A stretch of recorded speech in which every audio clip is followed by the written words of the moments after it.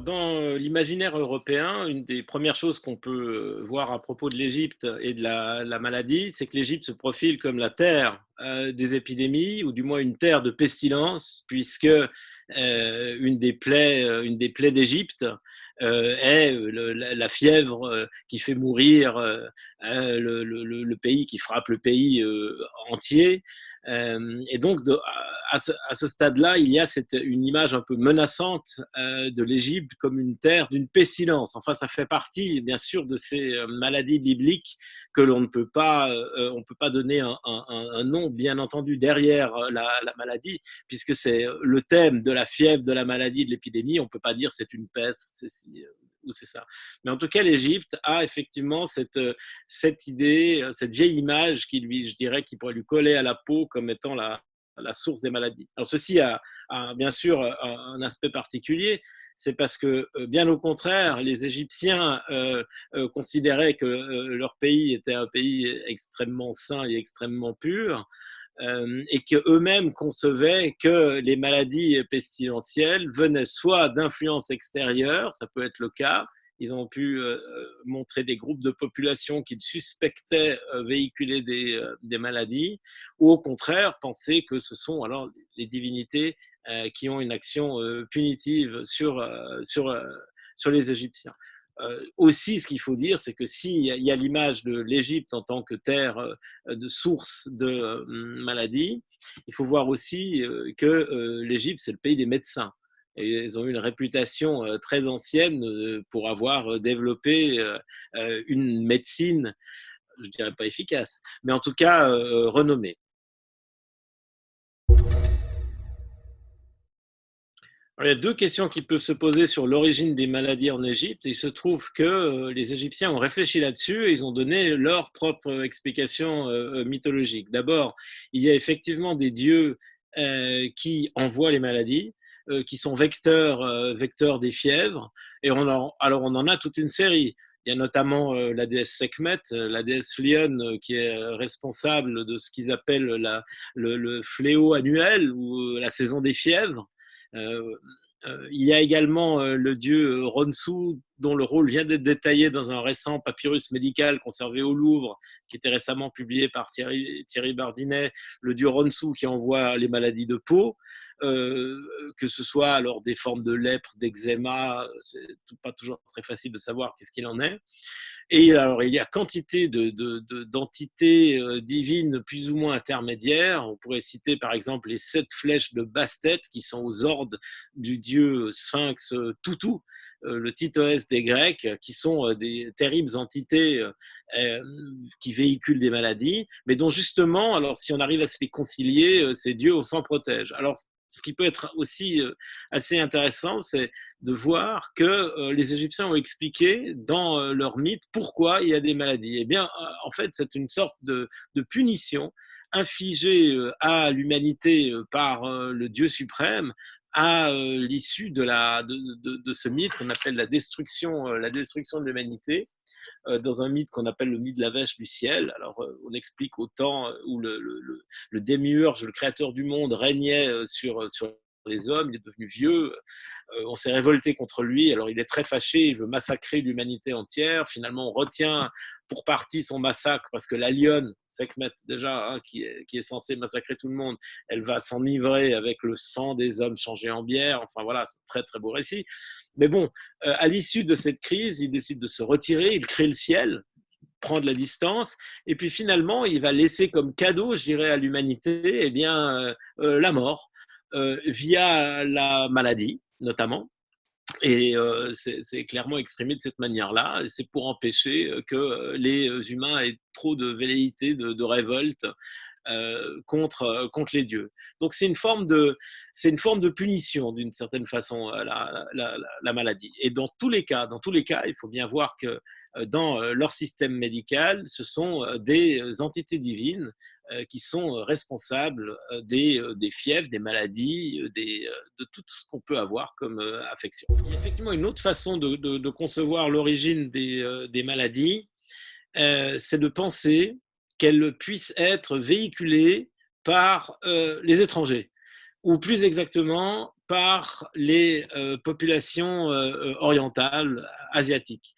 Alors, il y a peut-être plusieurs choses à dire là-dessus, hein, dans ce type de discours. Il y a un ensemble de maladies, peut-être une seule, mais enfin, il est un peu difficile de dire ce qu'il en est exactement, qu'ils appellent simplement celle des Ahamou, c'est-à-dire soit celle des Bédouins ou soit celle des Asiatiques, celle des Asiates. Et c'est une maladie de peau. Alors, une maladie de peau, c'est toujours délicat de dire qu'une maladie est une maladie cutanée en Égypte, parce que, en fait, tout ce qui peut se marquer par un syndrome, je dirais, cutané, même le fait d'être pâle ou d'être très rouge à cause d'une fièvre ou autre, peut rentrer dans leur catégorie de maladie de peau, parce qu'il y a une marque sur le corps. Bon, alors cette maladie des Ahamou, elle apparaît quelquefois dans les textes, et on la met peut-être en lien avec le fait qu'il y a des entités divines dans le monde oriental qui seraient responsables de l'envoi de ces maladies, donc des divinités qu'on essaierait de se concilier d'une façon ou d'une autre, et qui rendraient malades les Ahamou, et lesquels Ahamou eh bien, contamineraient également les Égyptiens d'une certaine façon. Il semble, dans ce cadre-là, avoir pensé à la contamination homme par homme, hein, ce qui n'est pas du tout évident, hein, dans l'idée, hein, qu'on se passe un microbe, hein, ça n'existe pas bien sûr le microbe pour les Égyptiens, mais ça pourrait laisser entendre qu'ils pensaient que les groupes de population pouvaient en contaminer d'autres. Cela dit, ce qu'il faut bien voir, c'est que c'est surtout la question de la pureté et de l'impureté, hein, qui est en jeu ici, puisque d'une façon assez générale, on considère que tous les étrangers sont impurs. Impurs, ça veut dire que vous n'avez pas le droit d'entrer dans un temple.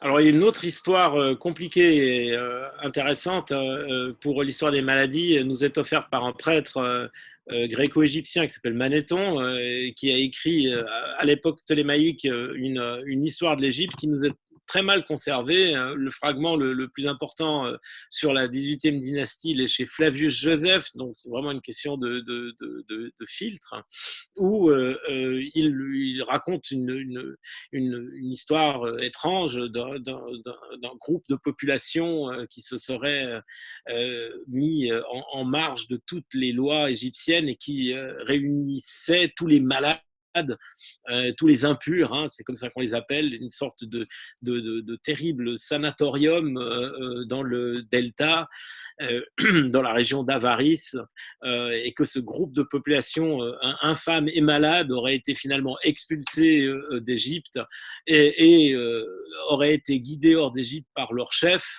un prêtre égyptien qui aurait pris le nom de Moïse. Voilà, ça, c'est cette histoire, cette contre-histoire de l'Exode peut-être qu'on peut lire chez Manéthon. Bon, en filigrane derrière Manéthon, il y a une vision peut-être grecque du thème des maladies en Égypte, Kékaté d'Abder, enfin des choses de ce type-là. Il y a peut-être aussi, et même très certainement, une vision égyptienne de leur propre passé où on tend à assimiler tous les groupes voisins, volontiers perçus comme des ennemis ou des envahisseurs en puissance. On va les doter de qualificatifs et puis de qualités mythologiques très défavorables, les mettant dans le clan ou le camp, je dirais, du dieu Seth. Le dieu Seth, très vieux dieu égyptien, le meurtrier d'Osiris, mais qui, à partir du premier millénaire avant notre ère, va être pris réellement en très mauvaise part et va être considéré comme le semeur de troubles et le dieu dont il faut se débarrasser à tout prix, ce qui n'était peut-être pas du tout le cas aux époques les plus anciennes. Voilà, donc il y a transparaît, je dirais, dans la pensée gréco-égyptienne tardive, un vieux discours égyptien sur l'ennemi en tant qu'être impur et potentiellement, je dirais, morbide, pouvant rendre malade. Et dont il faut se défaire, se détacher. Mais là aussi, comme je disais un peu avant, ça fait partie de ce discours égyptien très riche sur la question de la pureté sacerdotale, c'est-à-dire les qualités qu'il faut pour pouvoir entrer dans un temple, qui sont très particulières et où il faut faire attention à un certain nombre de choses. Alors la maladie n'a rien à faire dans le temple, ça c'est bien certain. Elle doit en être expulsée par tous les moyens. Et c'est pour cela que les médecins égyptiens sont des prêtres, si l'on veut, et qu'il y a l'existence en Égypte d'une chose qu'on pourrait difficilement qualifier autrement que médicomagie, ou magie et médecine qui forment un ensemble indissociable.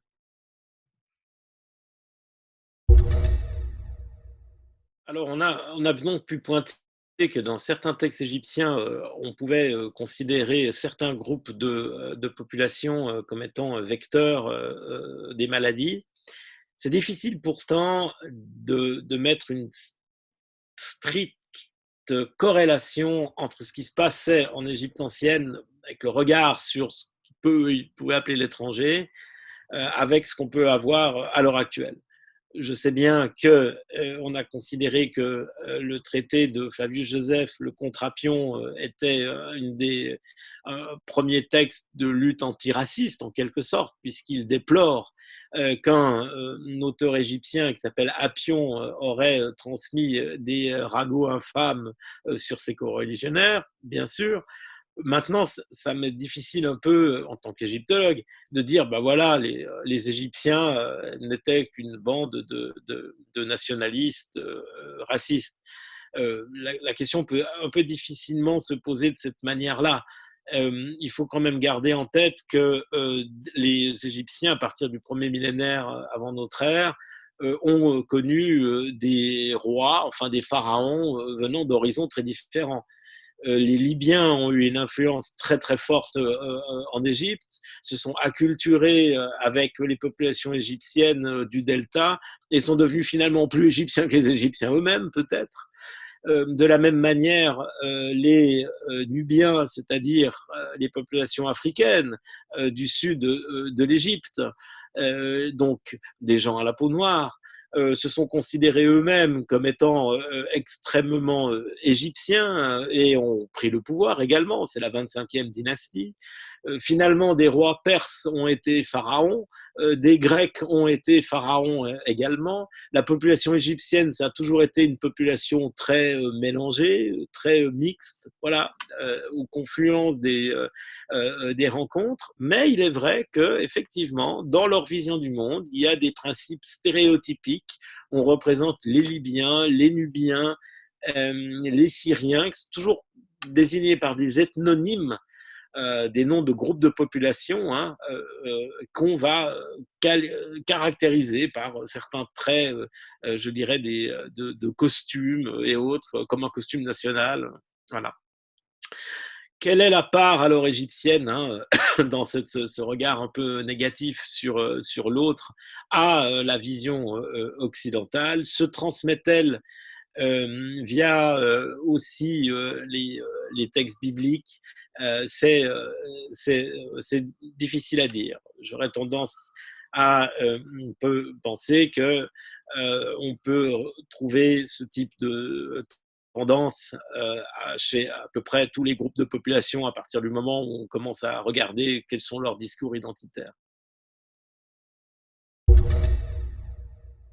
Alors, ce qu'il faut peut-être dire, c'est que on a beaucoup écrit ces dernières années sur les souvenirs éventuels égyptiens d'événements fâcheux et notamment épidémiques qui auraient été perceptibles jusque dans le récit de l'Exode, mais bien sûr, on ne peut absolument pas le confirmer. C'est-à-dire que si des chercheurs ont pu lier le récit de Manéthon à une sorte de souvenir de l'époque amarnienne, c'est-à-dire du pharaon Akhenaton qui avait créé une capitale en Moyenne-Égypte, à Tel El Amarna.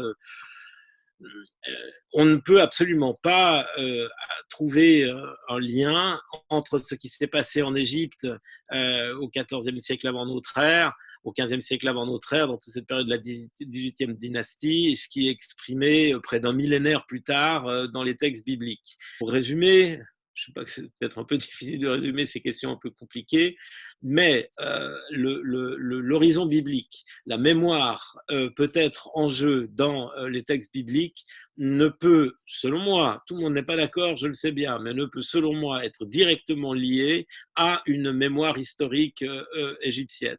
C'est des choses d'un ordre différent, ça ne veut pas dire qu'il n'y a pas des influences, mais toujours le problème, c'est de lier un imaginaire à des faits réels. Alors il y aurait plutôt des rencontres entre les imaginaires. Alors oui, ce qu'on appelle la réforme d'Akhenaton, à mon avis, c'est une mauvaise qualification. Ce n'est pas une réforme. On a voulu le voir comme un réformateur, mais ce sont des égyptologues euh, protestants, luthériens peut-être, qui ont eu cette idée-là. Non plus, il n'est pas du tout hérétique, hein, comme on a voulu le dire. Au contraire, c'est un roi qui développe une piété extrême pour le dieu solaire. En faisant cela, il fait le culte par excellence constitutif de ce qu'est le culte royal autour du dieu Ra, qui se manifeste par Aton, etc., par le disque. Il a eu ceci de particulier à Akhenaton, c'est que il a jugé, contrairement à tous ses prédécesseurs et successeurs, que cette piété extrême envers Aton éclipsait toutes les autres formes de pratique et que finalement il n'avait plus besoin des autres. Il suffisait de vénérer le dieu solaire, c'est tout.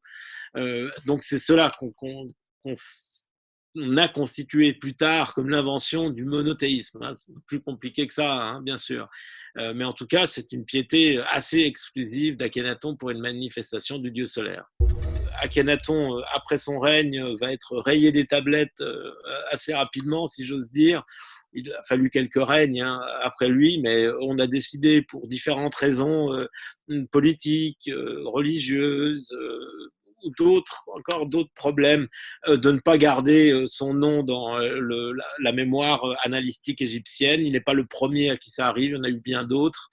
Et donc, à partir de ce moment-là, eh bien, il disparaît de nos sources. Et donc, s'il disparaît de moi, je ne sais pas qu'est-ce que c'est que la mémoire égyptienne si je n'ai pas de source pour la lire. C'est-à-dire que c'est un fantôme évanescent.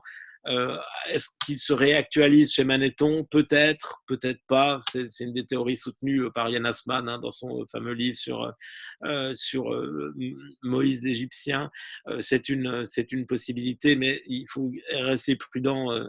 Maintenant, y a-t-il eu alors ça, c'est une autre question. Y a-t-il eu à la 18e dynastie en Égypte, durant la 18e dynastie, des épidémies de peste? Alors, certains l'ont proposé, mais une fois de plus, il n'y a pas de preuves formelles. Néanmoins, on a pas mal d'éléments pour nous montrer qu'il y a eu des maladies importantes.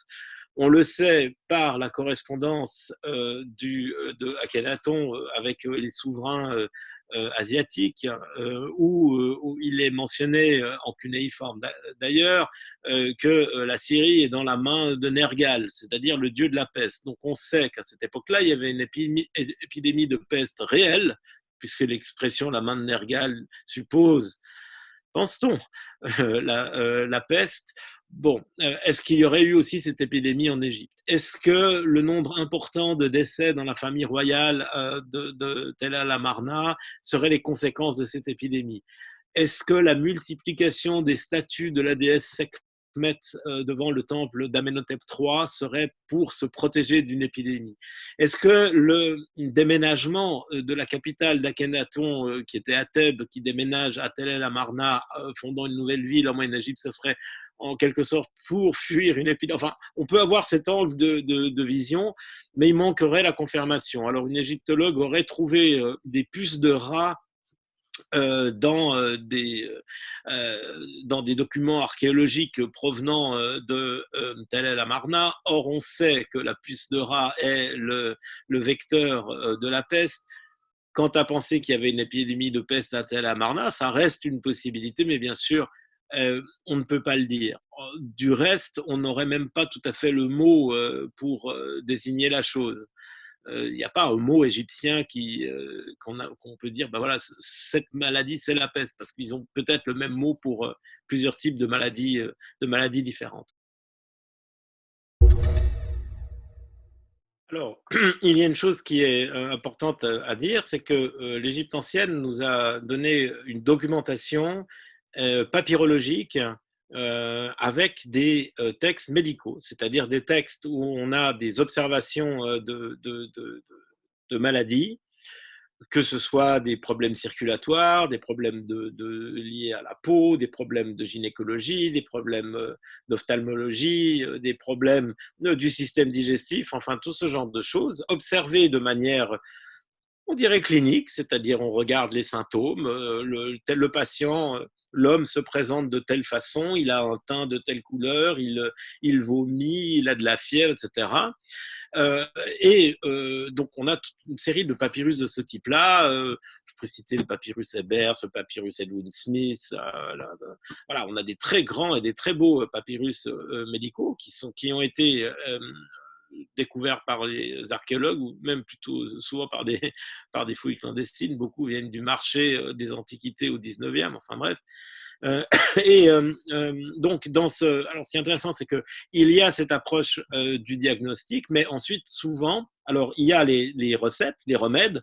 Pour telle ou telle chose, alors on s'adresse aux praticiens, je reviendrai là-dessus après, tu dois faire ça. Alors, quand il s'agit de blessures.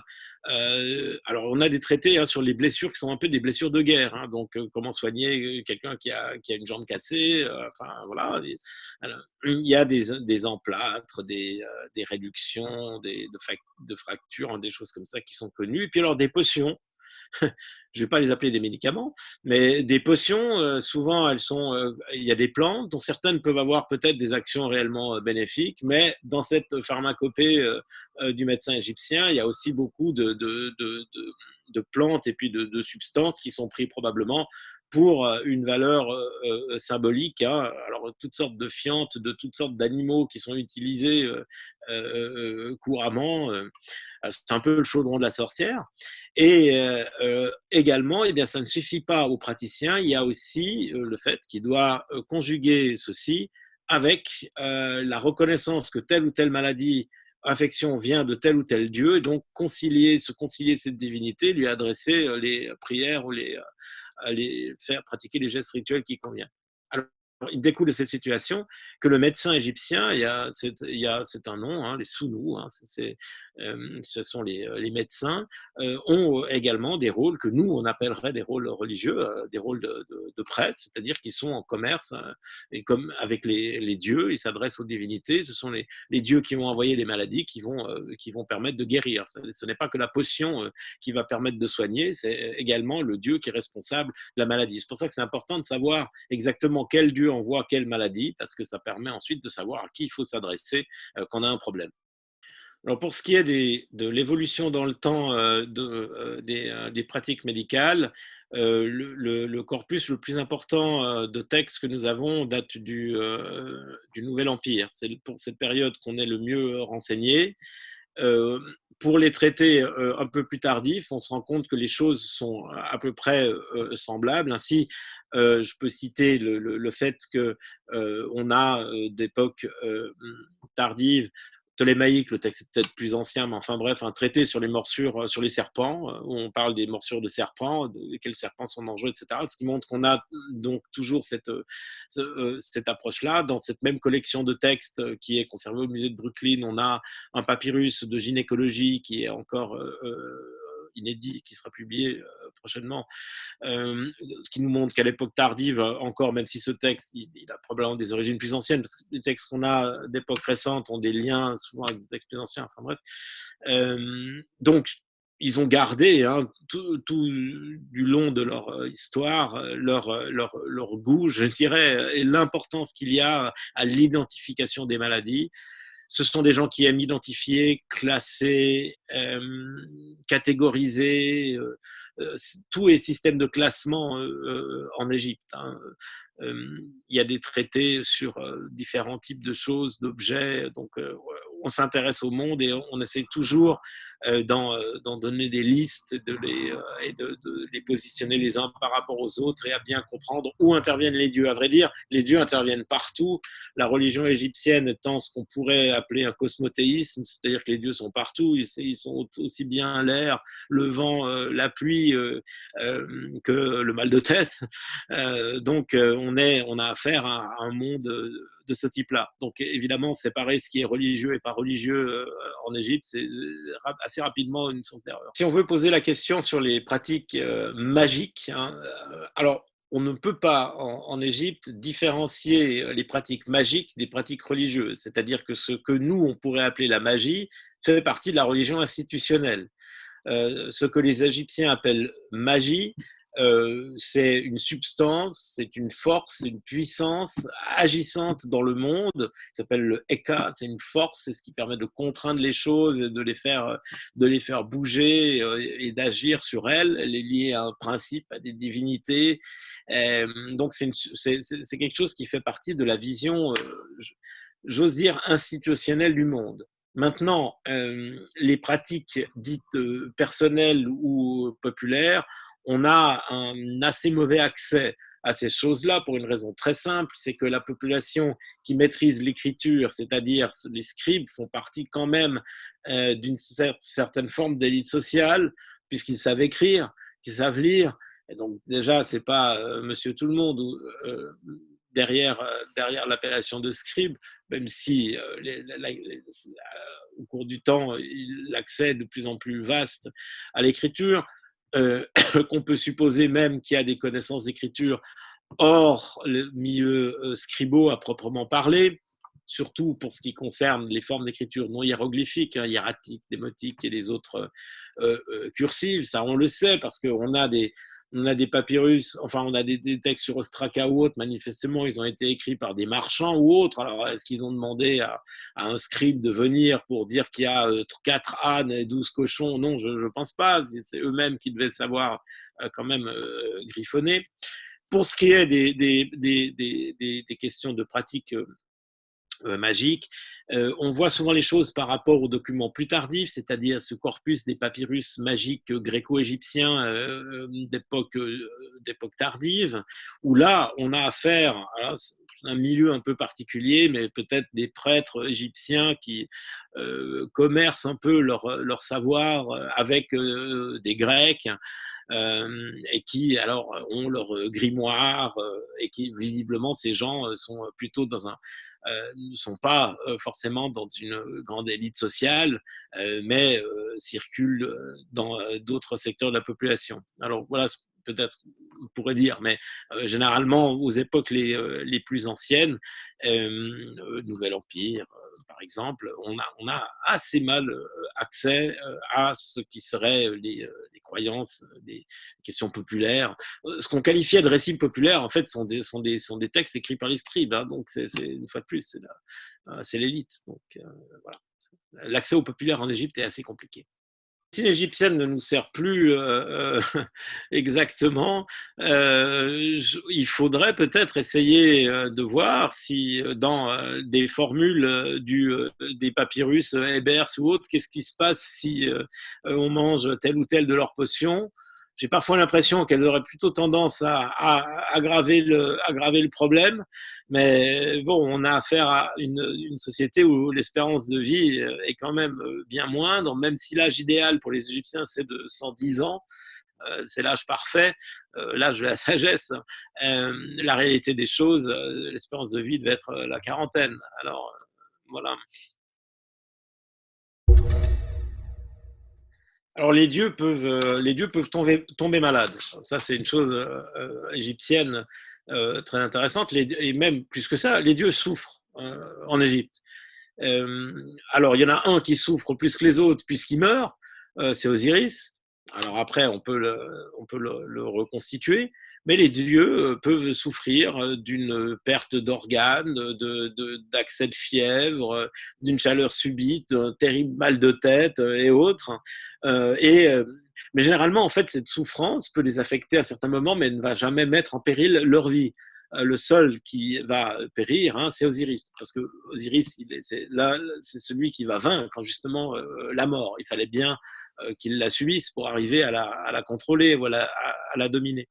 Alors, ça veut dire que les dieux égyptiens font partie du monde, ils font partie, tout comme les humains, ils font partie du monde, et que eux aussi sont sujets à des influences d'autres entités qui peuvent les affecter et les faire souffrir. Alors, on a beaucoup de textes mythologiques, et c'est même un des ressorts favoris des textes médicaux, magico-mythologiques entre les deux, parce que ce sont des textes magiques, des textes qui nous donnent des allusions à des mythes. On voit que voilà, tel ou tel dieu peut souffrir de telle ou telle chose, et puis alors il a été guéri par tel ou tel événement, et donc voilà. Et donc on espère soi-même, si on a un mal, alors il faudrait que je donne un exemple, mais j'invente un peu, mais si on a un mal de tête terrible dont on veut se débarrasser, alors on va réciter une formule qui va évoquer le fait que tel dieu a souffert d'un terrible mal de tête également et qu'il en a été guéri par l'intervention prodigieuse d'une autre entité, et que de cette manière on va être guéri. Alors on voit que c'est comme ça que ça se transmet, cette question-là. Les dieux sont malades parce que les hommes sont malades, et vice-versa. Alors, il y a plusieurs entités divines égyptiennes qui ont un rôle particulier par rapport à la maladie et à la médecine. Pour la maladie, alors on peut garder bien sûr en tête la déesse Sekhmet, hein, avec sa tête de lionne, qui est vectrice, hein, qui peut être vectrice des fièvres. Mais on peut aussi voir que dans un autre côté, il y a des dieux salvateurs et des dieux protecteurs. Et l'un des plus intéressants à étudier, c'est probablement Imhotep. Alors, Imhotep, c'est un personnage historique. On le sait, il était dans la haute société de l'Ancien Empire.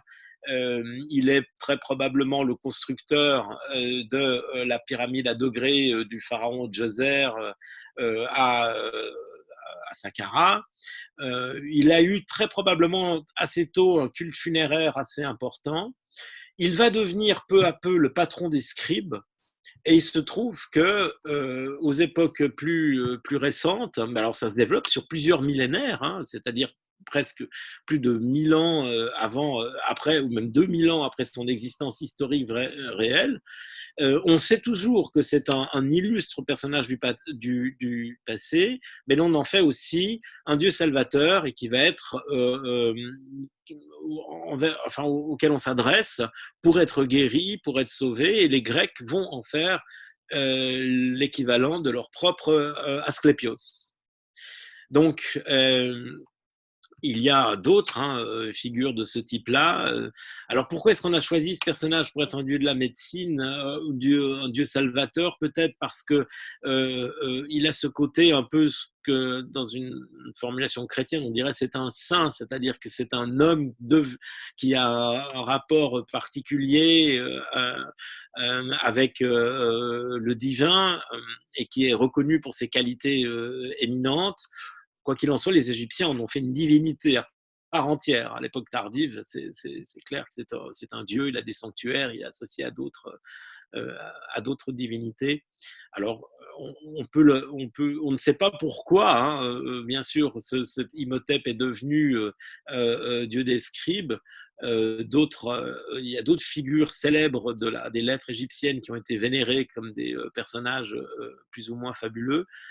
Très probablement, il avait acquis une très forte réputation lors de sa vie et un important culte funéraire dont le souvenir s'est transmis jusqu'à la divinisation de la personne. C'est-à-dire que ce que Évémère identifiait sous cette idée, c'est-à-dire que, mais oui, mais vos dieux sont des hommes du passé dont le souvenir est mythifié, eh ben, en Égypte, parfois c'est vrai. Ça peut se passer comme ça.